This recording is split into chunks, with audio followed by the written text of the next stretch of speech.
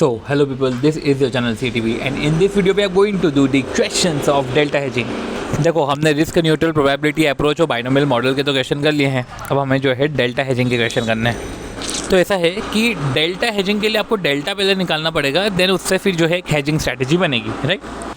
तो सबसे पहले डेल्टा निकालते हैं। डेल्टा का मतलब होता है चेंज इन द ऑप्शन पे of divide by change in the market price of share. जैसे कि अभी एक क्वेश्चन है, उस क्वेश्चन में हम डेल्टा पहले निकालेंगे, ठीक है, फिर हम हेजिंग करते रहेंगे। सी जैसे करंट प्राइस है 100, स्ट्राइक प्राइस है ऑप्शन का 95 और 3 महीने बाद प्राइस हो गया 150 या 70, ठीक है। अब देखो 150 या 70, स्ट्राइक प्राइस कितना है आपका 95, ठीक है, 150 से 70 ये प्राइस हो सकता है। Find the option premium bye binomial model. अब ये ऑप्शन प्रीमियम तो कैसे निकलेगा, सी तो देखो समझो, प्राइस है वो 150 से 70 दोनों हो सकती है। प्राइस 150 है तो ऑप्शन पे ऑफ 55 रहेगा, प्राइस 70 है तो ऑप्शन पे ऑफ 0 रहेगा।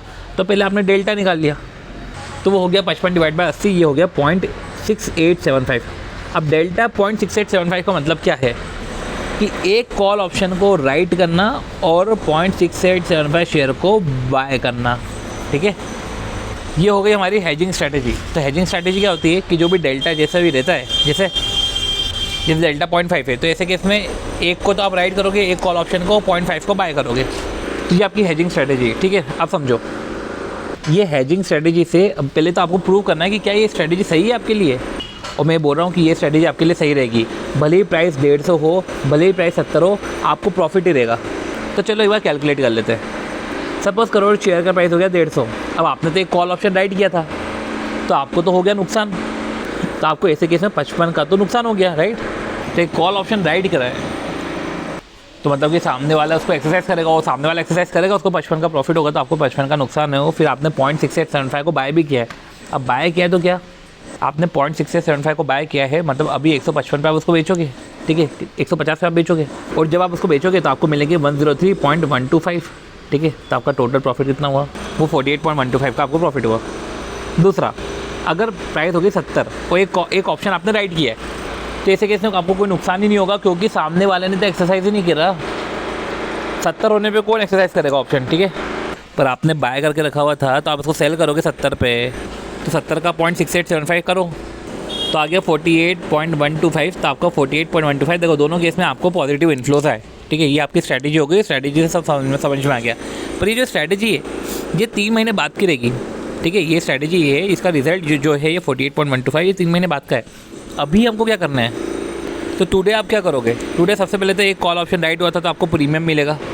तो सपोज़ करो वही तो प्रीमियम की वैल्यू हमको निकालनी है, सपोज़ करो वो प्रीमियम एक्स है, पर जो भी है आप बाय तो करोगे शेयर, और अभी की वैल्यू 100 है और 0.6875 बाय करोगे तो 68.75 आपके पैसे लगेंगे, मतलब कि 68.75 पैसे लगेंगे, उसमें से आपको प्रीमियम मिलेगा, मतलब कि उतने पैसे प्रीमियम के कम हो जाएंगे। बचा हुआ अमाउंट आप बोरो करोगे, ठीक है, बोरो करोगे 12% के भाव पे, और 3 महीने का रेट निकाल लो तो वो हो जाएगा इंटू 1.03, ठीक है। अब देखो ये जो पर्टिकुलर है कि मैंने बाय करा 68.75, मतलब कि मेरे पैसे गए, कुछ प्रीमियम मेरे को आएगा, और इंटू 1.03 करा, और इसको जो है कम से कम 48.125 से मैच हो जाना चाहिए, ठीक है। क्योंकि ले दे के प्रॉफिट तो मेरे को 48.125 ही हो रहा है, तो मैं प्रीमियम इतना ही पे कर सकता हूँ कि जो वैल्यू है वो 48.125 तक आए, ठीक है। आप मैक्सिमम इतना ही प्रीमियम पे करोगे, इससे ज़्यादा प्रीमियम तो आप पे ही नहीं करोगे। तो देखो 68.5 minus x into 1.03 is equal to 48.125। जैसे कैसे जो प्रीमियम आया आपका 22.03 आया, और इस तरीके से आपका डेल्टा हेजिंग का क्वेश्चन हुआ।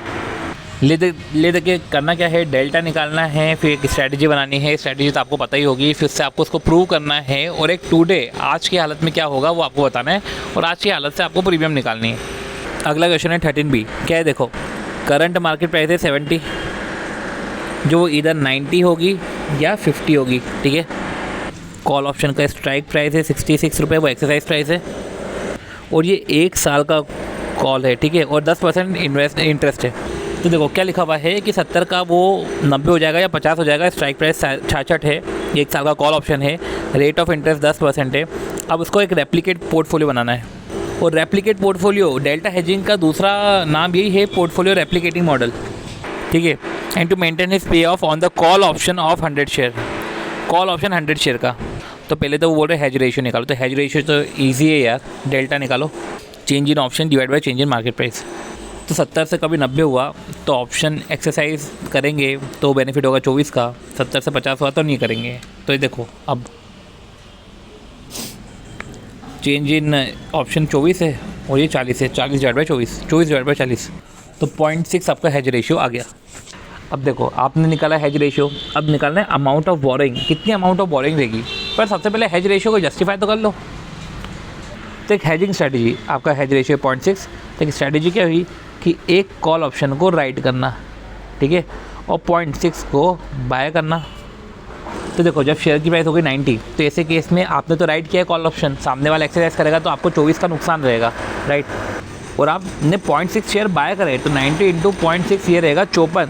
तो ऐसे केस में आपको जो है वो जो बाय करे आप उसको बेचोगे 90 में, तो 54 का आपको फ़ायदा, ठीक है। तो ले देके 30 का फ़ायदा। जब शेयर प्राइस 50 हो तो ऐसे केस में एक राइट करा कॉल ऑप्शन, तो उसमें तो कोई दिक्कत नहीं है, सामने वाला एक्सरसाइज ही नहीं करेगा तो आपको लॉस भी नहीं है, ठीक है।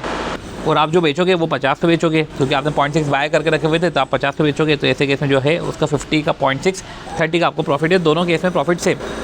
तो इससे समझ में आ गया कि आपने सही कैलकुलेशन करा है। अब जो है अमाउंट ऑफ बोरिंग निकालनी है।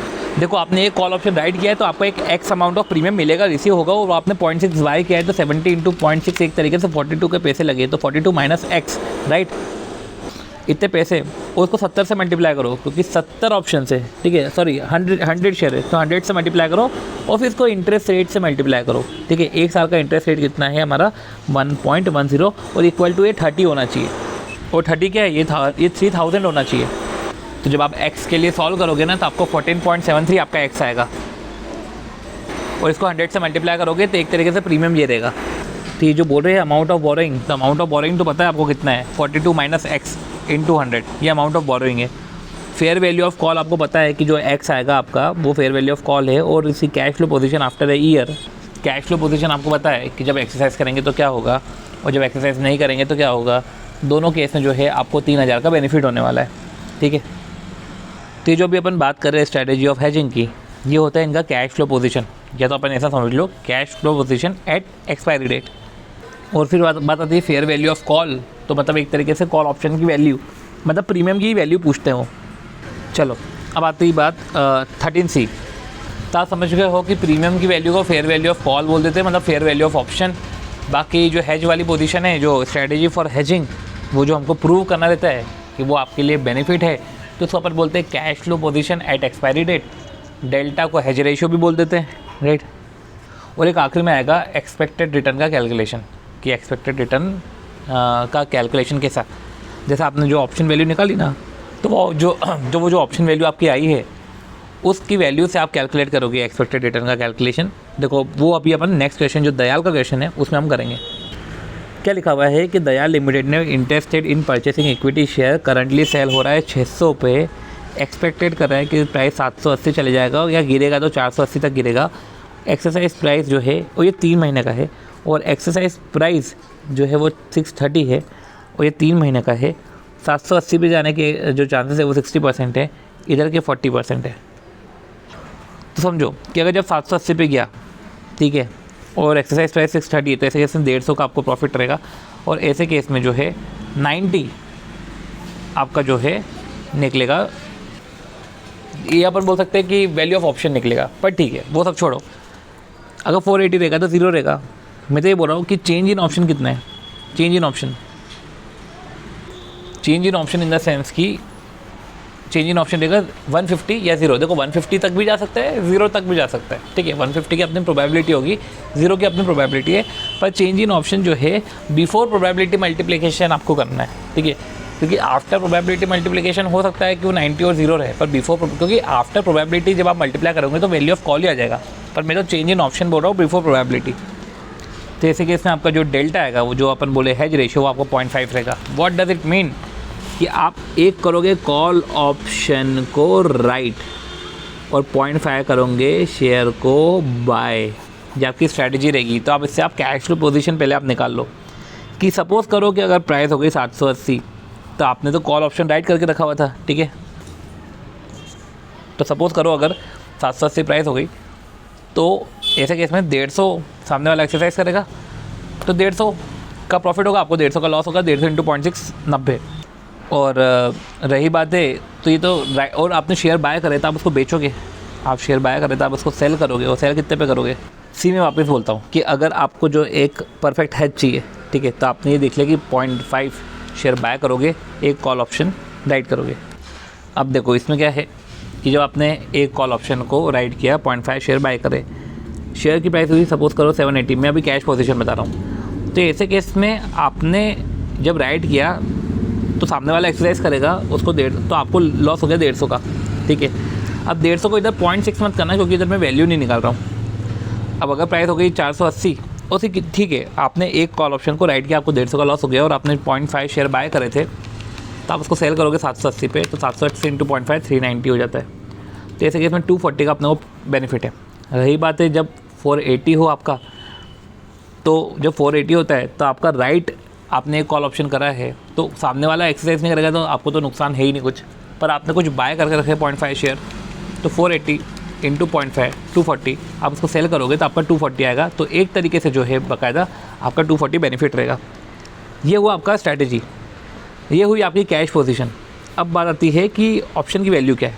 ऑप्शन की वैल्यू ये रहेगी कि टुडे आप जब कॉल ऑप्शन को राइट करोगे तो आपको एक्स नाम का प्रीमियम मिलेगा, पर आप 0.5 शेयर बाय कर रहे हो तो 600 इंटू 0.5 300 शेयर आपको जो है 300 आप जो है लगेंगे आपको। तो 300 माइनस एक्स, इतने आप जो है बाय करोगे, इतने आप बोरो करोगे। और जब इसको बोरो करोगे, जब इसको बोरो करोगे और ये 3 महीने का है, तो ऐसे केस में इंटू 1.10 और 10% 3 महीने का, तो 2.5%, तो 1.025, ठीक है। तो 300 माइनस एक्स, जितना 300 है ये आप बोरो करोगे, पर हाँ वो एक्स का प्रीमियम आपको रिसीव होगा तो उतनी बोरोइंग कम हो जाएगी, इंटू 1.025 इक्वल टू 240। तो ऐसे केस में जो आपका एक्स आया, जिसको हम बोलते हैं प्रीमियम, जिसको हम बोलते हैं वैल्यू ऑफ ऑप्शन, वो होगा 65.75। अब मैं आपको बोल रहा हूँ एक्सपेक्टेड रिटर्न निकालना। एक्सपेक्टेड रिटर्न कैसे निकालोगे? तो देखो अभी आपकी ऑप्शन की वैल्यू क्या है 65.75, अभी निकाला 65.75, ठीक है। और एक्सपेक्टेड वैल्यू कितनी है? ये एक्सपेक्टेड वैल्यू आपकी 90 है, जो 90 निकाली थी ना आपने कि एक्सरसाइज करोगे 150 पे तो 50% चांस, 60% तो जो हो गया एक तरीके से 150 इंटू 60%। तो ये जो एक्सपेक्टेड वैल्यू है वो 60 है, अभी की वैल्यू 65.75 है, तो अभी की वैल्यू 65.85 है, एक्सपेक्टेड वैल्यू आपकी 90 है, राइट। तो 90 माइनस 65.85 डिवाइड बाई 65.85 इंटू 100, ठीक है। ये आपका होल्डिंग पीरियड का आया, ठीक है। आपको इधर पर एनम करने की ज़रूरत नहीं है, इधर होल्डिंग पीरियड का ही आता है। तो जो आ रहा है आपका ये 36.67 है, और अगर आपको इसको पर एनम करना है तो इंटू 4 कर दो, तो आपका पर एनम भी आ जाएगा, ठीक है। तो होल्डिंग पीरियड का आएगा, then convert into per annum. तो ले देखिए आपको निकालना क्या है, आपको निकालना है डेल्टा, ठीक है। आपको निकालना है कैश पोजीशन आफ्टर एक्सपायरी, ठीक है, ऑन एक्सपायरी। चलो अब अगला क्वेश्चन। ओके, तो लास्ट क्वेश्चन है जो है 13D। AB limited equity share जो प्रेजेंटली सेल हो रहे हैं 500 पे, investor interested in purchasing AB limited share. Investor expect कर रहा है कि 70% चांस है कि जो है 500 का 650 हो जाए, 30% चांस है कि 450 हो जाए, और एक्सरसाइज प्राइस है वो है 550 और 3 महीने का है ये, ठीक है। अब पॉइंट ये है कि अब if the investor want a perfect hedge, तो क्या कॉम्बिनेशन होना चाहिए शेयर एंड ऑप्शन का? तो सबसे पहले आप डेल्टा निकालो, delta change in option divide by change in share होता है। अब चेंज इन ऑप्शन कैसे निकालोगे? अब समझो भाई 500 में प्रोबेबिलिटी है 500 से 650 हो जाए और 450 भी हो जाए, तो जब 650 होगा तो 150 का आपको रहेगा बेनिफिट, 450 रहेगा तो 0 का बेनिफिट रहेगा। तो चेंज इन ऑप्शन 150 है और चेंज इन शेयर प्राइस है 300, तो ऐसे केस में 0.5, जैसा कि हमने इसके पहले क्वेश्चन में 0.5 आया था, इधर भी जो है 0.5 आएगा। और आपको ये समझना पड़ेगा कि चेंज इन ऑप्शन और चेंज इन शेयर वो बिफोर प्रोबेबिलिटी देखते हैं हम। तो ऐसा मत करना कि चेंज इन ऑप्शन 150 करा और 150 को आपने मल्टीप्लाई कर दिया, 150 को आपने जो मल्टीप्लाई कर दिया 0.7 से, तो ये नहीं करना। तो आपका ऐसे केस में जो डेल्टा है वो 0.5 आया, और ये जो डेल्टा है ये आपको बिफोर प्रोबेबिलिटी लेना है। अब डेल्टा 0.5 है मतलब क्या? स्ट्रैटेजी तो पता है कि एक कॉल ऑप्शन को आप राइट करोगे और 0.5 शेयर को बाय करोगे। तो आप एक बार कैश फ्लो पोजीशन निकालो, ठीक है। कैश फ्लो पोजीशन में चलो कभी प्राइस हुई 650, तो आपने तो राइट किया था ना, तो आपको 150 का नुकसान हो गया, नहीं, अगर एक्सरसाइज प्राइस 550 है, हाँ आपको 100 का नुकसान हो गया। और रही बात है कि आपने 0.5 शेयर बाय करे थे तो आप वो सेल करोगे तो 650 को 0.5 से मल्टीप्लाई करो, राइट, सेल करोगे 325, तो ऐसे केस में आपको 225 का प्रॉफिट रहेगा। यही अगर आपने 450 इसकी प्राइस हो गई तो आपका राइट, आपने कॉल ऑप्शन कराया, आपको कोई नुकसान नहीं होगा क्योंकि सामने वाले ने तो बाकायदा एक्सरसाइज ही नहीं किया। तो ऐसे केस में 450 शेयर है, आप उसको बेचोगे 0.5, तो ऐसे केस में 225 आपको आएगा। कैश फ्लो पोजीशन आपकी 225 ही रहेगी, ये सर्टेनिटी है। अब टुडे आप क्या करोगे, टुडे ये करोगे कि सिंस आपने एक कॉल ऑप्शन राइट किया है तो आपको एक प्रीमियम मिलेगा एक्स अमाउंट का, और आपने 0.5 शेयर बाय करे हैं तो प्राइस 500 है तो 0.5 250 हो जाएगा। मतलब अगर बोरोइंग देखें तो 250 मेरे को बोरो करने पड़ेंगे उस शेयर को परचेस करने के लिए, पर मेरे को कुछ प्रीमियम भी मिलेगा। तो 250 माइनस एक्स, उसको हम किससे मल्टीप्लाई करेंगे, हम मल्टीप्लाई करेंगे 1.05 से। क्या लिखा हुआ है कि risk free rate of return 5% for 3 month period. तो हमको ये समझना पड़ेगा कि ये 5% है वो 3 महीने के लिए है, तो 3 महीने का 5% है। तो 250 minus x into 1.05 is equal to 225, कैसा, तो 225 डिवाइड बाई 1.05 माइनस 250, तो ये 35.71 आपका वैल्यू ऑफ ऑप्शन आया। तो समझो क्या हुआ अपना, हमारा क्या था, तो आपका जो पर्टिकुलर एक्स आएगा वो एक्स रहेगा, ठीक है, आपका जो प्रीमियम रहेगा एक तरीके से, ठीक है, वो रहेगा 35.71। तो आपने डेल्टा निकाला, आपने कैश पोजीशन निकाली, ठीक है, फिर कैश पोजीशन निकाली और आपने फिर बाकायदा ऑप्शन की वैल्यू निकाली। अब आपको आखिरी में जो है एक्सपेक्टेड रिटर्न निकालना है, ठीक है, एक्सपेक्टेड रिटर्न ऑफ ऑप्शन। अब ये जो एक्सपेक्टेड रिटर्न ऑफ ऑप्शन है वो क्या है, तो जो एक्सपेक्टेड रिटर्न ऑफ ऑप्शन है वो ये है कि अभी आपने निकाली 35.71, ये आपका प्रीमियम आया, ये आपकी वैल्यू ऑफ ऑप्शन आया, इन द सेंस आपका ये ऑप्शन आया। और एक अपन ने कैलकुलेट किया था कि जब प्राइस आपकी 650 हो जाए तो 70% चांसेस है एक्सरसाइज करने के, ठीक है, तो 3 महीने बाद 150, ठीक है, और एक्सरसाइज प्राइस 550 है, तो ऐसे कहते हैं 100 इंटू 70%, 70 आपका जो है ऑप्शन है, एक्सपेक्टेड प्राइस है 3 महीने बाद का।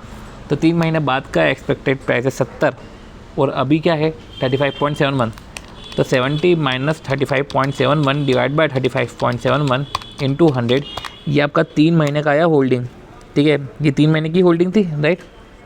अब इंटू 4 कर दो आप, तो एक तरीके से जो है 96.02 आपका होल्डिंग पीरियड रिटर्न था, और फिर उसको 4 से मल्टीप्लाई कर दो तो आपको पर एनम रिटर्न हो जाएगा।